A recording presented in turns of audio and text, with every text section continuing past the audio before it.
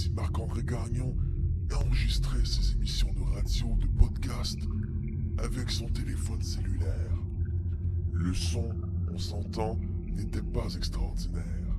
Un jour, pour monter le jeu d'un cran, il décida de s'acheter un micro, un vrai micro, un Blue Yeti. Depuis ce temps, Marc-André fait son entrée dans les plus grandes ligues. Bienvenue à Hockey Lit Podcast.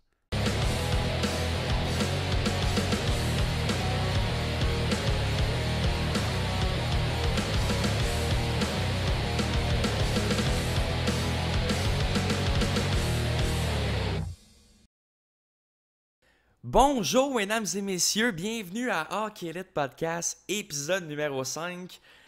Je me suis vraiment amusé pour l'intro, donc oui, j'ai un nouveau micro, un Blue Yeti que je me suis acheté hier dans un magasin d'objets usagés.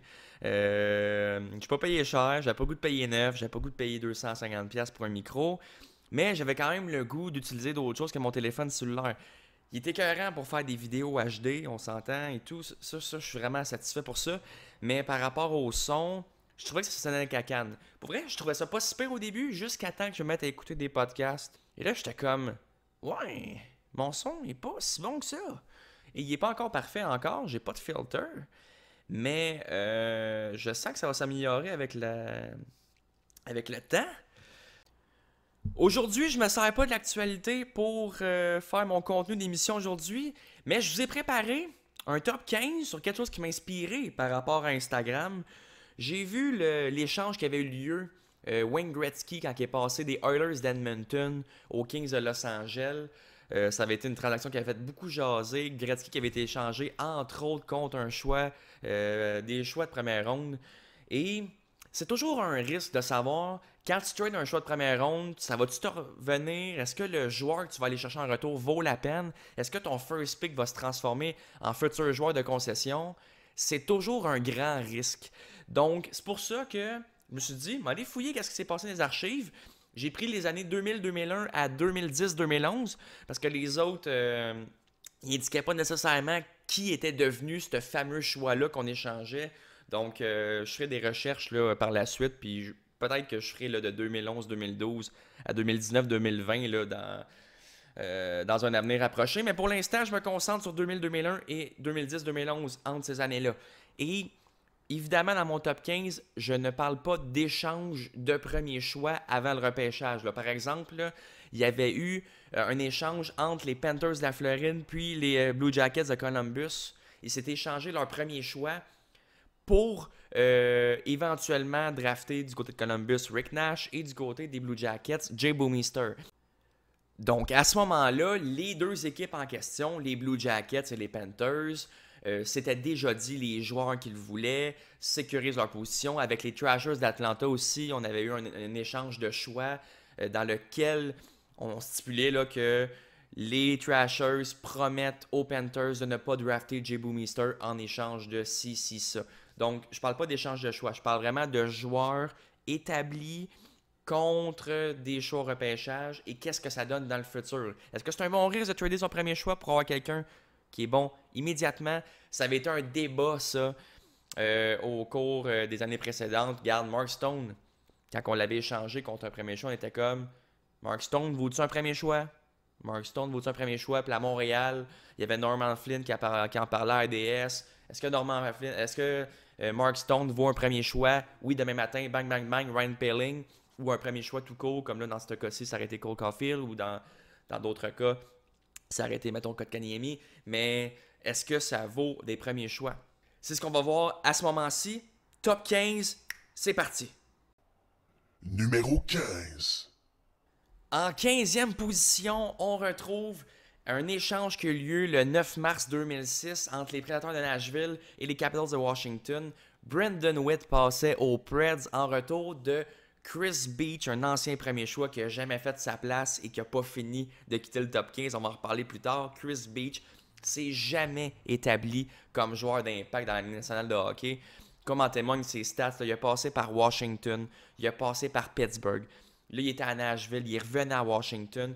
il n'a jamais réussi à devenir le joueur qu'on lui promettait. Il avait réussi dans la WHL avec les Hitmen de Calgary, 66 points en 40 matchs en 2000-2001, mais il a juste fait 67 games dans la NHL, fait que ça n'a jamais fonctionné. Brandon Witt, de son côté, il a juste joué 17 games avec les Preds, ça n'a pas fonctionné, fait que ça a été vraiment un mauvais pari de l'échanger contre Chris Beach.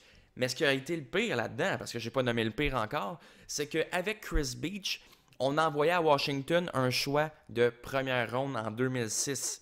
Et qui est devenu ce choix de première ronde? Semyon Varlamov. Semyon Varlamov a été un bon gardien, pas pendant super longtemps avec les Capitals de Washington, mais suffisamment pour, d'une part, participer à la fameuse saison de 2009-2010 qui ont vraiment tout arraché. Ovechkin avait eu une super bonne saison, Alexander Semin aussi. Beaucoup de joueurs qui ont été vraiment bons. Varlamov avait connu une bonne saison avec José Théodore. Malheureusement, pour eux, ils se sont fait sortir par Montréal en première ronde. Ça fait mal, ça a tout cassé. Mais Varlamov a été un très bon gardien pour eux. Et finalement, a été échangé à l'Avalanche du Colorado. Mais dans l'ensemble, il a été un super bon gardien de but dans le national. Et pour 17 matchs pour te payer Brandon Witt, on va dire que c'était pas un super bon pari des Predators de Nashville. Numéro 14. En 14e position, un autre échange qui implique les Prédateurs de Nashville. Mike Fisher passe aux Preds en retour d'un choix de première ronde en 2011 des Sénateurs d'Ottawa, qui était Stefan Noesen, plus un autre choix. Finalement, ça n'a pas donné grand-chose, Stefan Noesen, qui était pratiquement absent. Mike Fisher, lui, a connu quelques bonnes saisons avec les Prédateurs de Nashville, a finalement pris sa retraite avec eux, mais... Encore une fois, c'est un premier choix qui ne s'est pas avéré un gros pic, qui n'a pas été un facteur important au niveau des Sénateurs d'Ottawa. Fait que, encore une fois, c'est le joueur établi qui l'a emporté. Numéro 13. En 13e position, on retrouve un échange entre les Red Wings de Détroit et les Capitals de Washington. Donc, Washington est encore présent. Robert Lang, qui a joué quelques saisons avec les Capitals, se fait échanger aux Red Wings de Détroit en retour de Thomas Fleischmann et d'un choix de première ronde en 2004 plus un choix de quatrième ronde en 2006. Thomas Fleischmann a connu des super bonnes saisons avec Washington, mais le choix de première ronde de 2004, c'était Mike Green. Mike Green qui a connu une saison notamment de plus de 30 buts avec les Caps, a été éventuellement avec les Red Wings de Détroit. Mais Mike Green, on s'entend qu'il était une pièce maîtresse pendant quelques saisons avec les Ovechkin, les Semin et compagnie, avec Niklas Backstrom, notamment dans la fameuse saison 2009-2010, saison de rêve pour les Caps. On peut dire que Robert Lang, oui, il a connu des bonnes saisons à Détroit, à Montréal une bonne saison aussi, mais Mike Green a rendu beaucoup plus de services que Robert Lang peut en avoir rendu, ça c'est certain. Numéro 12. En 12e position, un échange entre les Sharks de San Jose et les Blues de Saint-Louis. Les Sharks de San Jose reçoivent Bill Guérin. Bill Guérin, qui était un bon joueur établi avec les Blues de Saint-Louis, en retour de Jay Barriball, Ville Nieminen et un choix de première ronde en 2007. Qui est devenu ce choix de première ronde en 2007? David Perron. David Perron, il a joué beaucoup de saisons avec les Blues. Il a passé une bonne partie de sa carrière là-bas. Il a joué aussi à Edmonton, il a joué à Pittsburgh, il a joué à Vegas. Mais il a été un joueur important pour les Blues et sûrement beaucoup plus que Bill Guérin qui a passé 16 matchs à San Jose, 9 matchs de série avant de quitter San Jose. Donc on s'entend qu'en matière de service rendu, David Perron gagne la bataille haut la main. Numéro 11. En 11e position, on retrouve un trade entre les Blackhawks de Chicago et les Thrashers d'Atlanta, les fameux anciens Thrashers d'Atlanta. Après avoir gagné la Coupe Stanley, les Blackhawks décident d'échanger quelques joueurs pour pouvoir être en mesure de payer notamment le bonus de Jonathan Toews qui faisait dépasser le plafond salarial. Donc on échange Hakim Aliu, Dustin Byfuglien, Ben Eager et Brent Supple aux Thrashers en retour de Joey Crabb, Jérémy Morin, Marty Risner, un first pick en 2010 qui est devenu Kevin Hayes et un choix de deuxième ronde en 2010 qui est devenu Justin Hall. Donc, le joueur clé dans la transaction que Chicago reçoit, c'est Kevin Hayes. Mais l'affaire là-dedans, c'est que Kevin Hayes n'a jamais joué un fucking match avec les Hawks. Fait que qu'est-ce que ça fait? C'est que on donne finalement quasiment Dustin Byfuglien gratuitement. Et on le sait, avec le recul, Dustin Byfuglien a complètement changé l'image de cette franchise-là. Byfuglien a collé les saisons de 50 points avec cette équipe-là. Ça a été incroyable parce qu'avant ça, avant les Kovalchuk et les Marian Hossa, les Marc Savard, comme ça décollait pas cette franchise-là. Et je peux dire que depuis cet échange-là, on avait vu un changement de culture chez les Trashers, qu'on dise n'importe quoi là, sur Byfuglien, qui a l'air fraîchi, puis tout, puis qui prend de la place. Peut-être, mais en termes de talent, il est indéniable, puis il a vraiment amené la franchise à un autre niveau. Et maintenant, avec les Jets de Winnipeg, a continué dans le fond de s'établir dans l'équipe. Numéro 10. En 10e position, on retrouve un échange entre les Blues de Saint-Louis et l'Avalanche du Colorado. Kevin Shattenkirk et Chris Stewart s'amènent en ville avec les Blues en échange du premier choix, Eric Johnson, Jay McClement. Ça a vraiment pas été un bon trade. Il y avait une option d'un choix de première ronde qui est devenu un choix de première ronde de 2011, de 2012, si je ne m'abuse. C'est Duncan Siemens, qu'on ne se rappelle pas. Puis c'est bien correct comme ça parce que il n'a pas cassé rien dans la ligue. Eric Johnson, Jay McClement contre Kevin Shattenkirk, Chris Stewart. Kevin Shattenkirk était un super bon défenseur. Il a été très longtemps avec Saint-Louis, récemment échangé, passé aux Rangers. Maintenant, il a signé avec le Lightning de Tampa Bay. Il était super bon pour eux. Eric Johnson, il a eu une carrière correcte. Est-ce qu'il valait un premier choix au total en 2006, je pense, si je ne m'abuse? 2006, oui. Donc, ça valait pas le coup, peut-être, de le drafter premier overall. Mettons qu'on en aurait eu une gang, là. On peut-tu aller voir pour le fun qui aurait pu avoir en 2006 comme choix de première ronde? Jordan Staal, Jonathan Toews, Backstrom, Kessel. En voulez-vous d'autres? Tu sais, fait que il aurait pu avoir beaucoup plus de joueurs qu'on a choisi à la place d'Eric Johnson. On a eu un bon retour. On était très chanceux d'avoir de quoi en retour comme ça. Shattenkirk a été vraiment bon avec les Blues. Chris Stewart a eu des bonnes saisons. Il avait l'air trouble fête sur un temps. Là. Moi, je le vois un peu comme Evander Kane. Là. Moi, il me tape ses nerfs. Mais il a quand même été pas pire, Chris Stewart. Donc, deux bons joueurs. Jay McClement, passé sous silence. Pas mon favori. Mais avantage Saint-Louis haut la main. Là. Solide. Là. Eric Johnson. Quand t'as Jonathan Toews, que tu peux te pogner? T'es sérieux? Jonathan Toews, 1000 fois avant Eric Johnson. Je sais pas à quoi qu'on pense les Blues. Numéro 9. En 9e position, on retrouve l'échange entre les Trashers Atlanta et les Penguins de Pittsburgh. 26 février 2008, Colby Armstrong, Eric Christensen, Angelo Esposito, qui est un ancien premier choix, et un autre choix de première ronde qui est devenu Dalton Léveillé est échangé aux Trashers en retour de Pascal Dupuis et Marian Hossa. Marian Hossa, dans ce temps-là, qui était vu comme un joueur de location, mais qui valait quand même très cher. Là, il y a eu des super bonnes saisons avec les Trashers. On le prend pour les séries 2007-2008. Finalement, ils vont se rendre en finale de la Coupe Stanley, perd contre les Red Wings de Détroit. On connaît l'histoire, finalement. Marian Hossa va signer avec Détroit, qui vont rejoindre en finale contre Pittsburgh, et Pittsburgh gagne. C'est quand même très, très drôle. Mais bref, Marian Hossa, Pascal Dupuis, contre tous les joueurs que je viens de vous nommer. Même si Marian Hossa part, ils l'ont pas échangé, ils n'ont rien eu en retour. Fait que, essentiellement, au final, c'est Pascal Dupuis contre Colby Armstrong, Christensen, Esposito. Esposito n'a jamais joué vraiment dans la Ligue nationale de hockey.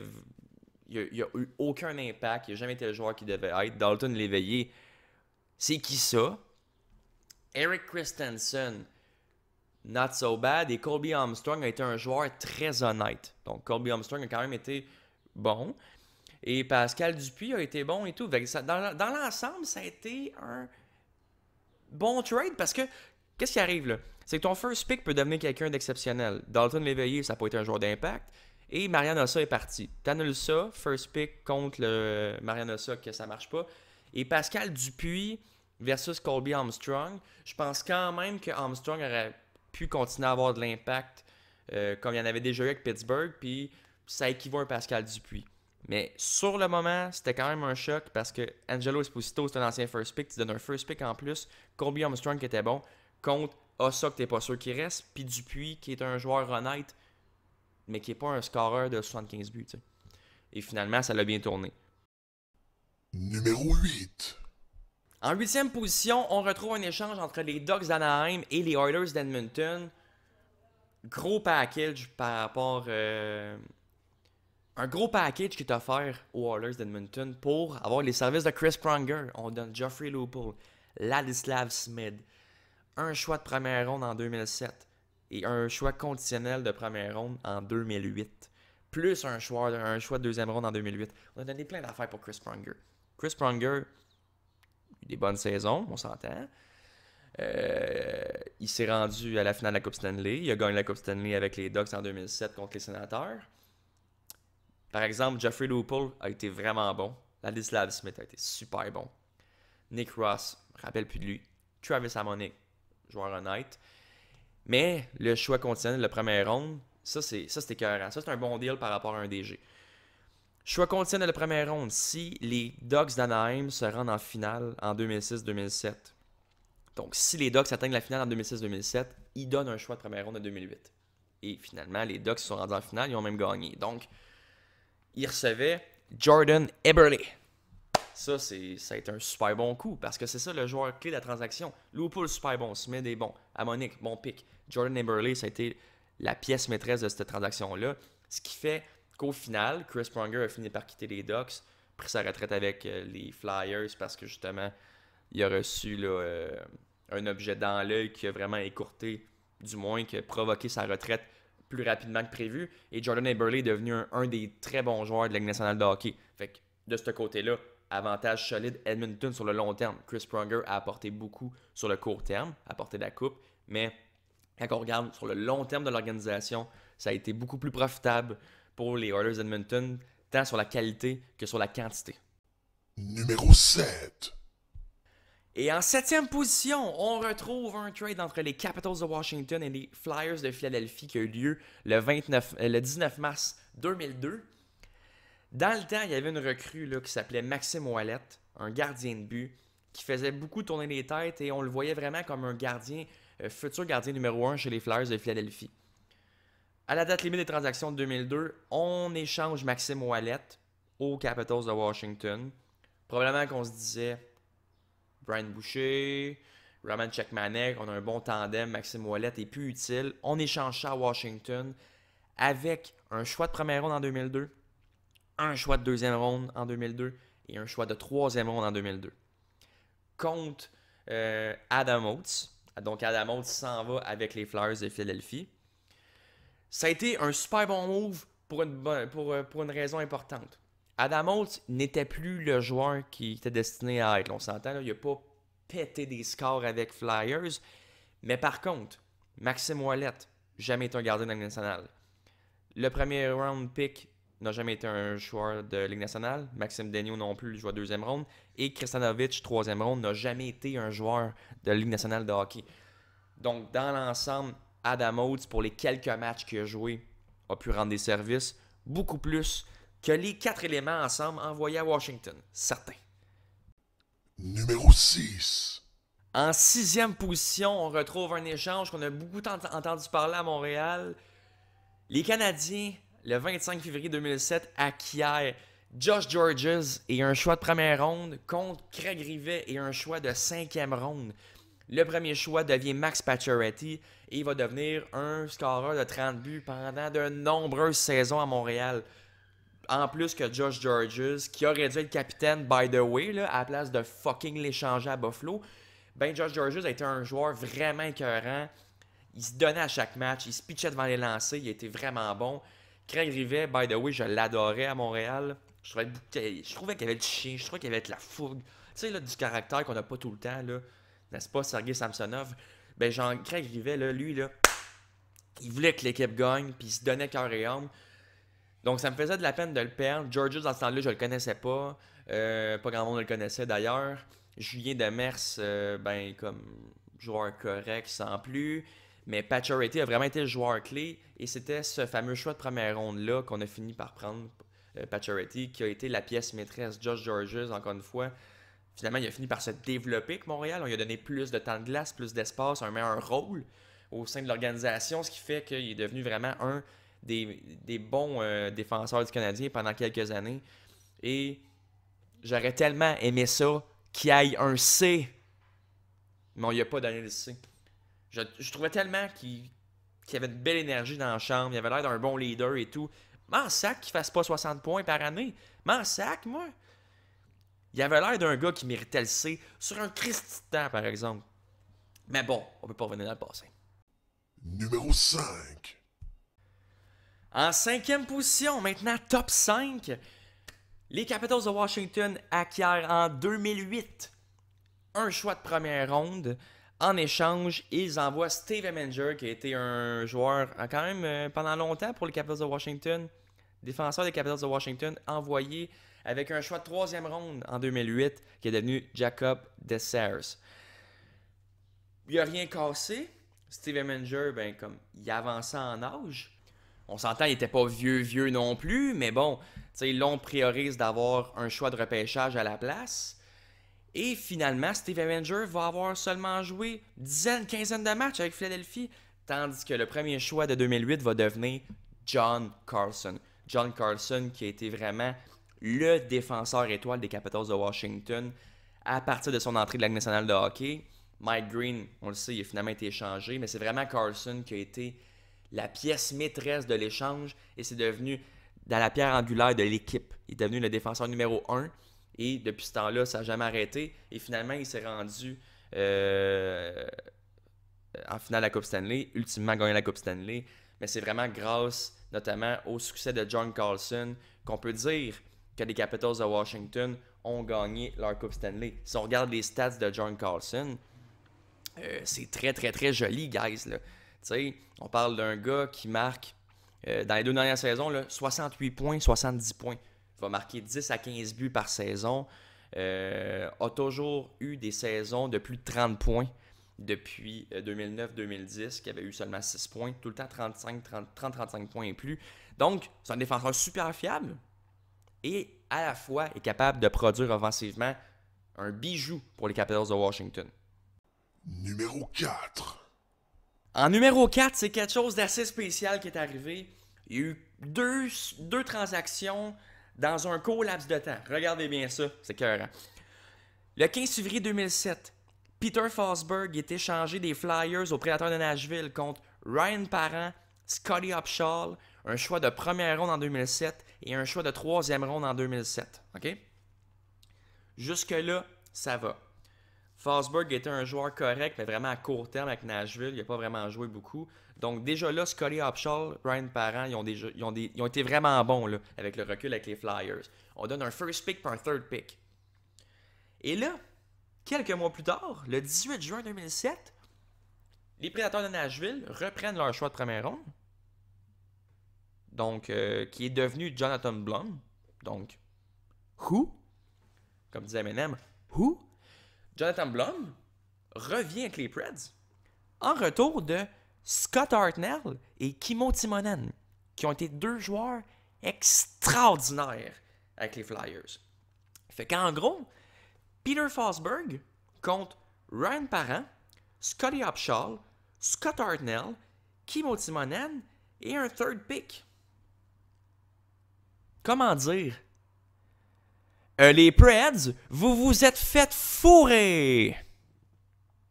Heureusement qu'ils se sont pris quelques années plus tard avec le trade Martin Erat contre Philippe Forsberg. Mais, en tout cas, celle-là, les boys, vous étiez dans le champ solide. Numéro 3. En 3e position, c'est une excellente transaction. Les Blues qui mettent la main sur le choix de première ronde des Sénateurs d'Ottawa en 2010. Qui se passe quelques jours plus tard. Et en retour, les Blues qui envoient leur ancien premier choix, David Rundblad, qui n'a jamais joué avec le club d'ailleurs, avait joué en Ligue de Suède. Il n'a jamais joué un match. Finalement, il est envoyé à Ottawa. Et résultat, Rundblad a été un flop total. Et qui en a pogné en 2010 pour les Blues? Vladimir Tarasenko. Fait que j'ai pas besoin de vous vendre Tarasenko. Ça a-tu bien été sa carrière? Ça va-tu bien sa vie? Il y a une coupe. Tarasenko, il a été un joueur franchise pour les Blues depuis 2010. Et il n'a pas arrêté de l'être. Parce qu'il est talentueux, il est extraordinaire, il a connu des séries de feu cette année. Et il a certainement surpassé David Redbad sur tous les points, mon ami. Numéro 2. En deuxième position, j'ai beaucoup hésité entre la première et la deuxième position, mais je peux te dire que j'ai un faible pour la première. Je vous reviens là-dessus plus tard. On s'entend que mes tops, comme celui-là, les top 15, c'est un top 15 qui est très personnel. Vous pourriez changer l'ordre, vous pourriez mettre d'autres transactions, mais c'est vraiment ceux qui m'ont le plus marqué. Donc en deuxième position, les Islanders de New York reçoivent le controversé Alexei Yashin. En retour, cède au sénateur d'Ottawa Bill Muckalt, Zdeno Chara et un choix de première ronde en 2001 qui s'est avéré être Jason Spezza. Fait qu'en gros, on donne Yashin qui était le mal-aimé d'Ottawa, on le fout aux Islanders de New York, signe un contrat de débile de 87,5 millions pour 10 ans, qui ont fini par racheter, parce qu'ils ont bien vu qu'Yashin s'en sacrait ben raide des Islanders. Et en retour, on reçoit un défenseur nommé Norris, Chara. Il a été avec Boston, là, mais quand même, il était un des deux top def de Ottawa avec Wade Redden. Et un choix de première ronde en 2001 qui est Jason Spezza, qui a été un de leurs meilleurs centres qu'ils n'ont jamais eu. Complètement. Jason Spezza a été le meilleur centre d'Ottawa pendant plusieurs saisons. Il les a amenés avec Heatley et Alfredson en finale de la Coupe Stanley en 2007. Donc, sans contredit, c'est un vol total, les chums, aux Islanders. Estique de... Mike Milbury comprendra jamais. Numéro 1. Et finalement, roulement de tambour! En première position, les Sabres de Buffalo. Les Sabres de Buffalo qui échangent Dominique Hasek parce que Dominique Hasek veut une Coupe Stanley, veut prendre sa retraite avec une Coupe Stanley, sent qu'avec Buffalo, ça n'arrivera pas. Ils ont une dernière chance, une grosse poussée en 2001. Le trade arrive en 2001, à l'été 2001. Ils se sont rendus en demi-finale de conférence contre les Penguins de Pittsburgh. Pittsburgh a finalement gagné en 7 en overtime. Défaite crève-cœur. Donc à Hasek, on lui donne la permission, on l'échange, on lui rend ce service-là et on l'échange aux Red Wings à Détroit en retour de Vyacheslav Kozlov, connu aussi sous le nom de Slava Kozlov, et d'un choix de première ronde en 2002 qui est devenu Jim Slater. Jim Slater. Jim Slater. Jim Slater, pour ceux qui ne savent pas c'est qui Jim Slater, a été un choix de première ronde, pas des Sabres, mais des Trashers d'Atlanta. Fait que Jim Slater n'a jamais joué à Buffalo. Et pour ce qui est de Vyacheslav Kozlov, ben Kozlov s'est ramassé à Atlanta lui ou tout. Mais l'affaire c'est que il a joué une seule saison à Buffalo. Il a joué 38 matchs en fait, 22 points. Donc, en résumé, Buffalo ont eu sweet fuck all contre Dominique Hasek. Puis on l'a vu, Dominique Hasek finalement a remporté la Coupe Stanley. Hasek a pris sa retraite, est revenu par la suite avec Ottawa, est revenu avec Détroit encore pour regagner une coupe. Regagner la Coupe Stanley. Donc il a gagné 2 coupes avec les Red Wings. Et Vyacheslav Kozlov, pendant ce temps-là, fout à rien, a été échangé. Jim Slater a été avec Atlanta finalement, dans un échange de premier choix. Fait que qu'est-ce qui arrive, c'est que Buffalo a croulé dans les bas-fonds pendant quelques années. Parce que avec Martin Biron, ça volait pas haut. J'ai beaucoup de respect pour Martin Biron, très bon gardien de but, mais même l'équipe le faisait dur. Là, il n'y avait pas beaucoup de bons joueurs. Daniel Brière, à un moment donné, est arrivé. Il était Ponominen qui est arrivé. T'sais, il y a eu des bons joueurs, des bons choix de repêchage. Derek Roy, Pominville, Vanek, Stafford, Kotalik, qui sont venus se greffer à l'équipe et qui ont rendu vraiment une équipe gagnante. Brian Campbell, qu'il ne faut pas que j'oublie non plus, qui a fait partie des succès de l'équipe, et Ryan Miller qui s'est établi comme un des MVP de la Ligue. Donc, à ce moment-là, ça s'est arrangé. Mais sur le coup, trader à Hachek, tout le système reposait sur Hachek. Ça a toujours été une équipe qui avait des joueurs moyens, jamais vraiment de superstar. Je veux dire, il y avait Michael Pekka, je veux dire, c'était un des meilleurs joueurs de l'équipe, puis je veux dire, dans n'importe quelle autre équipe, il serait un joueur deuxième trio. Mais il reposait sur des très bons joueurs honnêtes, fidèles, qui se bagarrent à chaque match, avec un gardien de but qui fait tous les arrêts. À l'instant qu'ils ont échangé à Hachek, ça a été la débandade pour les Sabres de Buffalo. C'est pourquoi je les mets vraiment en première position. Ça a chaviré la franchise pendant un bon 4-5 ans. Et voilà, c'est ce qui complète aujourd'hui l'épisode de Hockey Vite Podcast numéro 5. Ça a été un peu long aujourd'hui, mais j'espère quand même que ça a été intéressant, que vous avez appris des choses, puis vous avez vu que des fois, il y a des équipes qui se sont fait fourrer sur un sale temps, puis d'autres fois que ça a fonctionné d'échanger son premier choix pour aller chercher un joueur d'impact. Si vous avez aimé ça, laissez un pouce bleu. Si vous avez des questions, des suggestions, laissez-moi ça dans les commentaires. Et sur ce, je vous dis à un prochain épisode. Ciao!